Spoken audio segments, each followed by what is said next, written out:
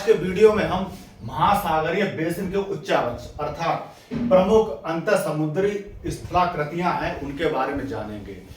अगर महासागरों के विस्तार के बारे में बात करें तो संपूर्ण पृथ्वी के 70.8% भाग पर महासागर विस्तृत है। यह महासागरों का विस्तार है। अगर संपूर्ण पृथ्वी के जो प्रमुख महासागर है उनके विस्तार के बारे में बात करें क्षेत्रफल के रूप में, तो सबसे पहले प्रशांत महासागर आता है। प्रशांत महासागर संपूर्ण महासागरीय क्षेत्रों का जो विस्तार है, विस्तृत है, उसका 45.77% भाग पर प्रशांत महासागर विस्तृत है। और दूसरे स्थान पर आता है अटलांटिक महासागर। अटलांटिक महासागर जो महासागरीय क्षेत्र है उनका 22.83% भाग पर विस्तृत है। तीसरे स्थान पर हिंद महासागर आता है। हिंद महासागर लगभग 20.34% भाग पर विस्तृत है। अगर गोलार्ध के रूप में बात करें तो उत्तरी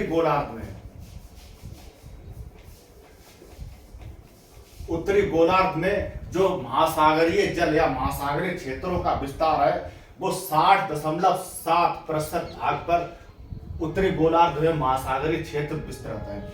और दक्षिणी गोलार्ध में जो महासागरों का विस्तार है वो 80.9% है। इसलिए कभी कभी दक्षिणी गोलार्ध को जलीय गोलार्ध भी कह दिया जाता है। अगर महासागरों की औसत गहराई की बात करें तो महासागरों की औसत गहराई 3800 मीटर नापी गई है, जबकि महासागरों के तल से जो स्थलखंड की औसत ऊंचाई है वो 840 मीटर है। इसके बाद हम बात करते हैं जो महासागरों की ऊंचाई और गहराई के आधार पर जो महासागरों की स्थलाकृतियों का निर्धारण किया गया है वो इस प्रकार है कि जो स्थलखंड की ऊंचाई और महासागरों की गहराई को उच्चतादर्शी वक्र के द्वारा मापा जाता है। ये उच्चतादर्शी वक्र है, ये इसके द्वारा मापा जाता है जो महासागरों की गहराई और स्थलखंड की ऊंचाई उच्चतादर्शी वक्र के द्वारा मापा जाता है। और यह ऊंचाई और गहराई वाले क्षेत्रों को ग्लोब के प्रतिशत के रूप में प्रदर्शित करता है। इसके बारे में आगे बात करते हैं कि 1923 में कौसिना नामक वैज्ञानिक ने समुद्र तल के आधार को मानकर जो भूभागों को उच्चतादर्शी वक्र के आधार पर इनका निर्धारण किया। और कौसिना ने आगे बताया कि जो समुद्र के आंतरिक भाग में 4 भाग होते हैं, महाद्वीपीय मग्न तट, महाद्वीपीय ढाल, महाद्वीपीय उभार और नितल मैदान, जो सबसे गहराई वाले क्षेत्र होते हैं और विस्तृत क्षेत्र होते हैं। अगर महासागरीय बेसिन के उच्चावचों की आगे बात करें विस्तृत रूप में क्रम बाय क्रम, तो सबसे पहले आता है महाद्वीपीय मग्न तट। महाद्वीपीय मग्न तट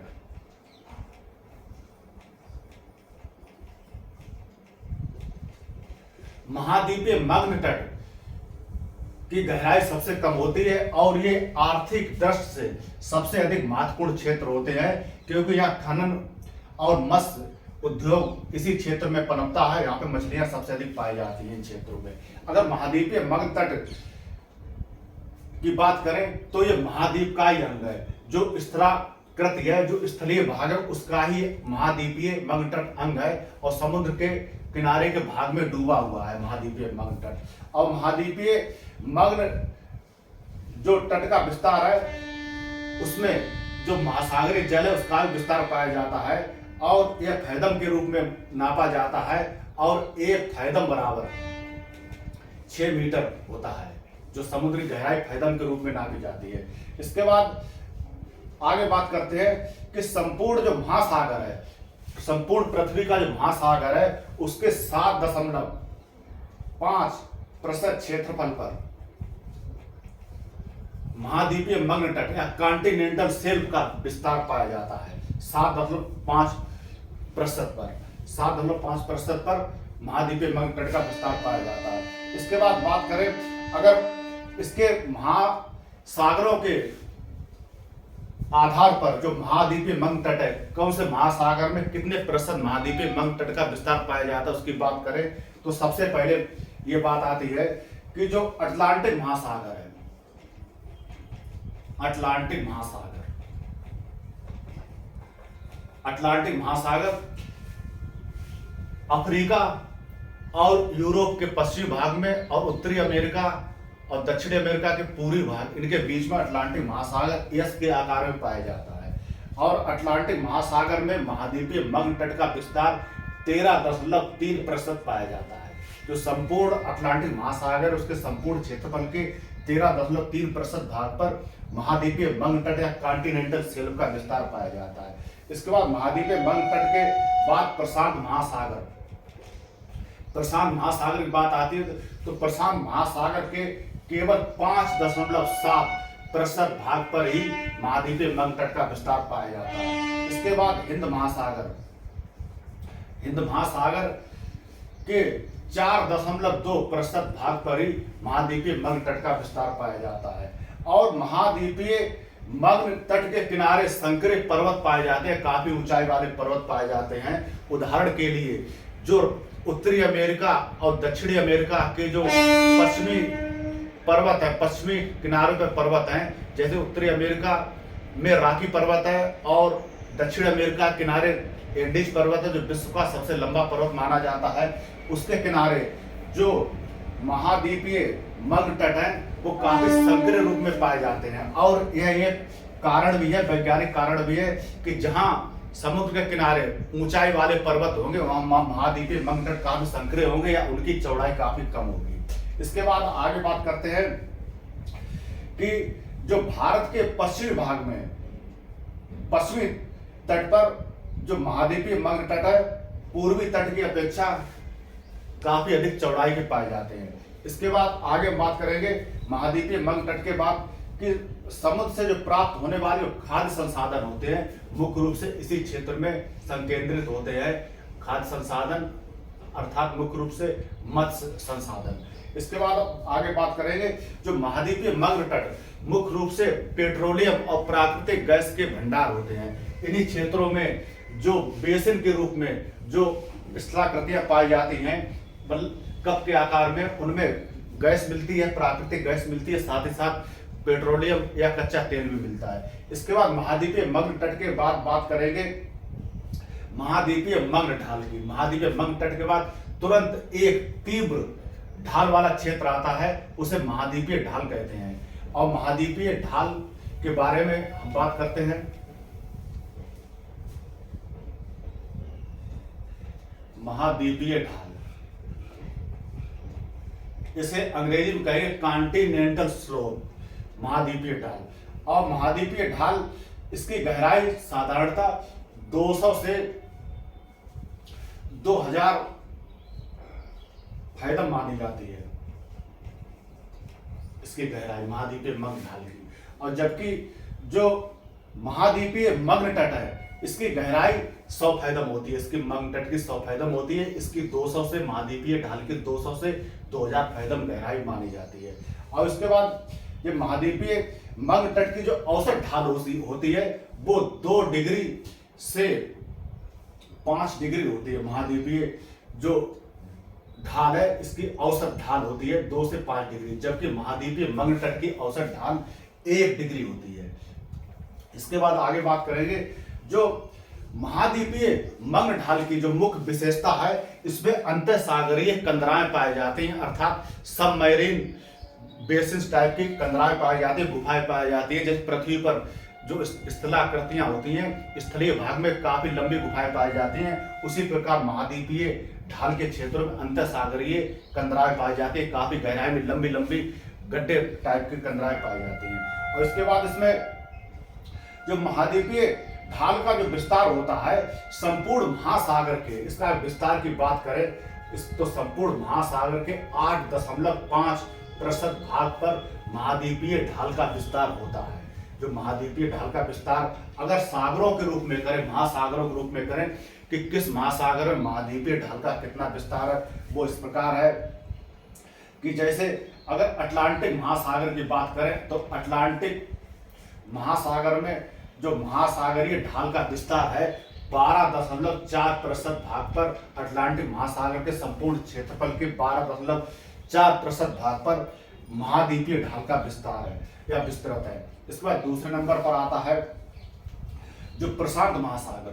प्रशांत महासागर के 7% भाग पर महाद्वीपीय ढाल का विस्तार है। और इसके बाद जो हिंद महासागर है, हिंद महासागर के केवल 6.5% भाग पर महाद्वीपीय ढाल का विस्तार है। अटलांटिक महासागर में महाद्वीपीय ढाल का अधिक विस्तार है, सबसे अधिक, और प्रशांत महासागर में दूसरे नंबर पर, हिंद महासागर में सबसे कम है। इसके बाद बात आती है महाद्वीपीय उभार की। महाद्वीपीय मग्न तट और महाद्वीपीय ढाल के बाद जो समुद्र का जो ऊंचा बचौचा है एकाएक थोड़ा ऊंचाई में उठ जाता है और ये उभार के रूप में उठ जाता है, जिसे महाद्वीपीय उभार कहते हैं। उसकी बात हम इस प्रकार करेंगे। महाद्वीपीय उभार, महाद्वीपीय उभार तीसरे नंबर पर आता है क्रम बाई क्रम महाद्वीपीय उभार।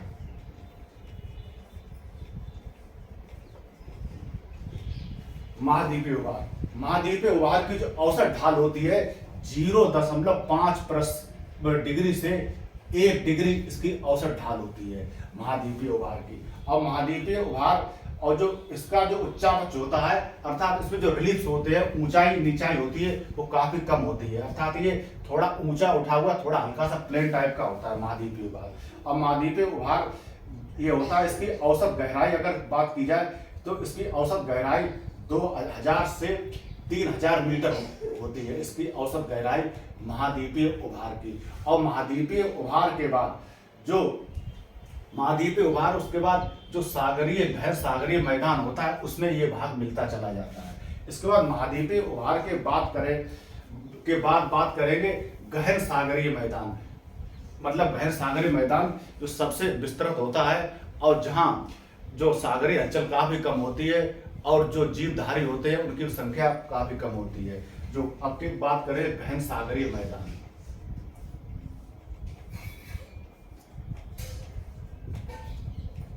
गहन सागरीय मैदान, गहन सागरीय मैदान होते हैं, इनकी औसत गहराई 3000 से, जो गहन सागरीय मैदान है इसकी औसत गहराई होती है, औसत गहराई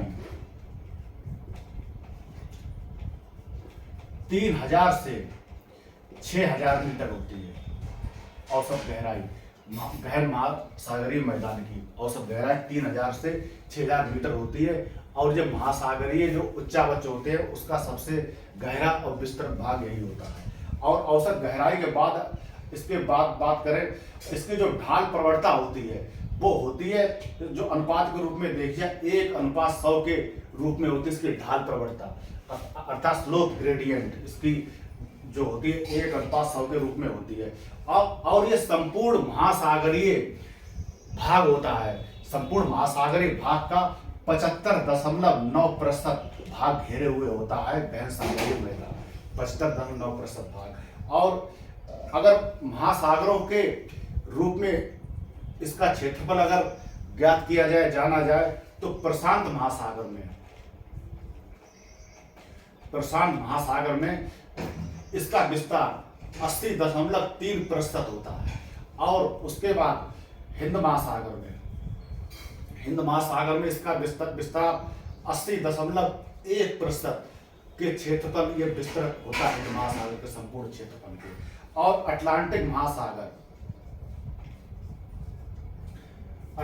महासागर में ये विस्तृत होता है 54.9% भाग पर। प्रशांत महासागर में सबसे अधिक गहन सागरीय मैदान का विस्तार इसलिए होता है कि प्रशांत महासागर और महाद्वीपीय मग्न तट की चौड़ाई काफी कम होती है, जबकि अटलांटिक महासागर महाद्वीपीय मग्न तट की चौड़ाई काफी अधिक होती है या विस्तृत क्षेत्रफल वाले या चौड़ाई वाले महाद्वीपीय मग्न तट पाए जाते हैं। इसलिए अटलांटिक महासागर में गहन सागरीय मैदान या निचल मैदान का क्षेत्रफल घट जाता है, कम हो जाता है। इसके बाद आगे बात करेंगे महासागरीय गर्त। महासागरीय गर्त गहन सागरीय मैदान के अंग होते हैं, साथ ही साथ महाद्वीपीय ढाल के भी अंग होते हैं। और यह समुद्र के सबसे गहराई वाले क्षेत्र होते हैं महासागरीय गर्त या महासागर के गड्ढे। और महासागरीय गर्त होते हैं, यह महासागर सबसे गहरे क्षेत्र होते हैं और इनका पता 1884 में चैलेंजर अभियान के द्वारा लगाया गया था।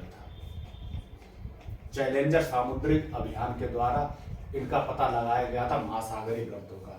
और महासागरीय गर्त की बात करें तो सबसे अधिक जो 32 गर्त पाए जाते हैं वो प्रशांत महासागर या पैसिफिक ओशियन में पाए जाते हैं। 32 गर्त या गड्ढे, और जो काफी लंबाई वाले होते हैं, काफी गहराई वाले होते हैं, उनमें काफी गहन अंधेरा होता है और इनका टेम्परेचर 0 डिग्री तक इनके जो तली में टेम्परेचर होता है।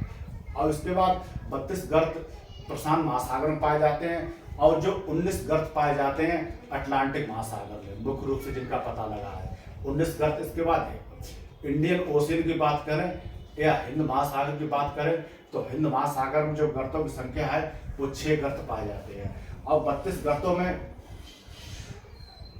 जो सबसे अधिक गहराई वाला गर्त है वो मेरियाना ट्रेंच है।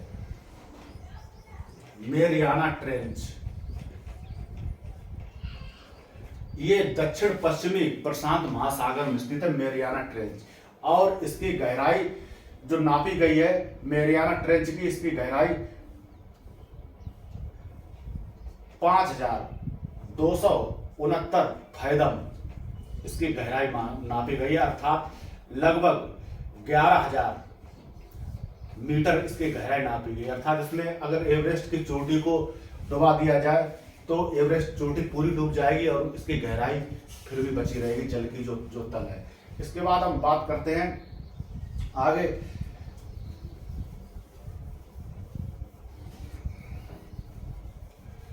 महासागरीय गर्तों की उत्पत्ति किस प्रकार होती है। महासागरीय गर्तों की उत्पत्ति होती है प्लेट विवर्तनिक सिद्धांत या प्लेट टेक्टोनिक सिद्धांत के आधार पर।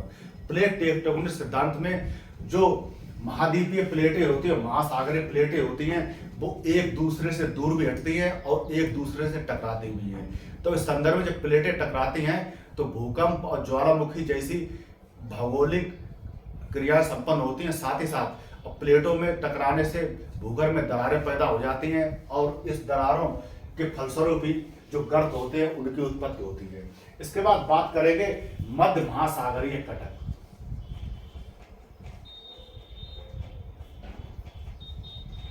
मध्य महासागरीय कटक, मध्य महासागरीय कटक ये मुख्य रूप से अटलांटिक महासागर में पाया जाता है इसके आकार में। इसके अलावा ये कटक प्रशांत महासागर में विस्तृत है, हिंद महासागर में विस्तृत है और ये कटक आपस में एक दूसरे से जुड़े हुए हैं। और इन कटकों की जो लंबाई है 75,000 किलोमीटर मापी गई है।